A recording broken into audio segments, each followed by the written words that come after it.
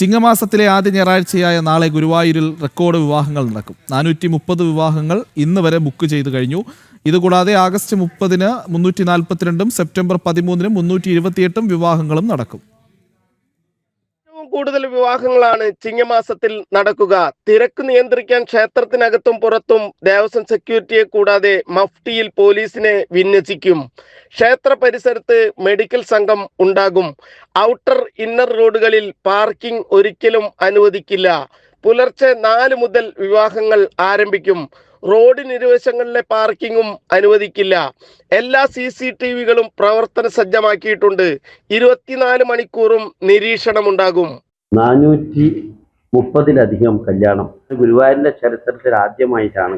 പല പഴയ കണക്കുകൾ ഞങ്ങൾ എടുത്തു നോക്കിയപ്പോൾ ഞങ്ങൾക്ക് മനസ്സിലാക്കാൻ കഴിയും.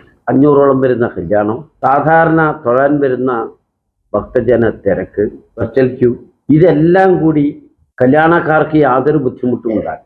ഒരു നിയന്ത്രണവുമില്ല. കല്യാണത്തിന് വരുന്ന എല്ലാവർക്കും കല്യാണ സ്ഥലത്തേക്ക് പോകാനും വിവാഹം നടത്തുന്നതിൽ പങ്കുകൊള്ളാനും ഏർപ്പാട് ഞങ്ങൾ ചെയ്തിട്ടുണ്ട്. വിവാഹ സംഘം നേരത്തെ എത്തി തെക്കേ നടപ്പന്തലിലെ കൗണ്ടറിലെത്തി ടോക്കൺ വാങ്ങണം.